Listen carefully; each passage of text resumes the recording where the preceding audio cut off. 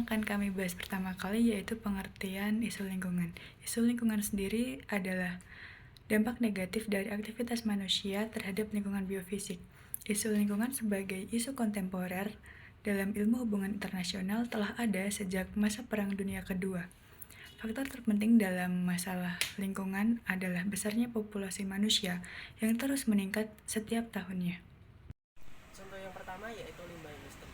Limbah industri ini berasal dari limbah pabrik industri dan limbah-limbah masyarakat industri lainnya.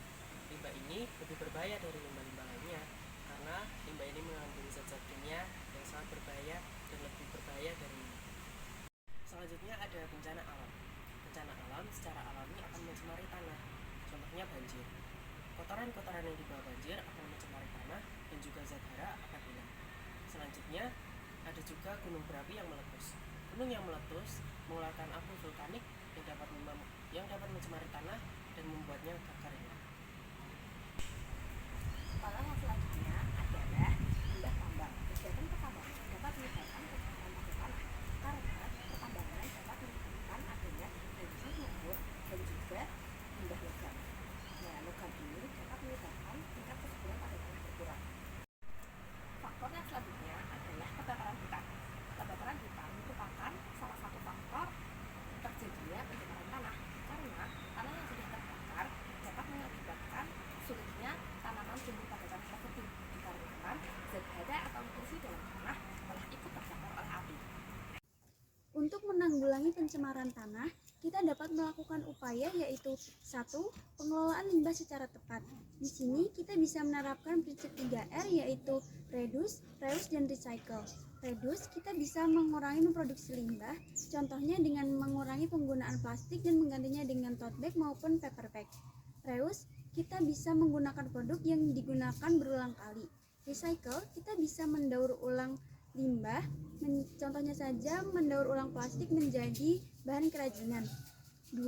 Remediasi tanah. Remediasi tanah adalah kegiatan membersihkan permukaan tanah yang tercemar.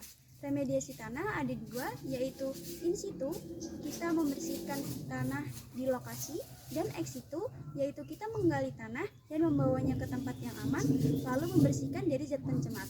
3. Pengelolaan limbah air.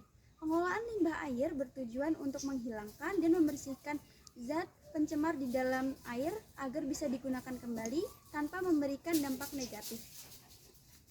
4. Pengawasan lingkungan hidup.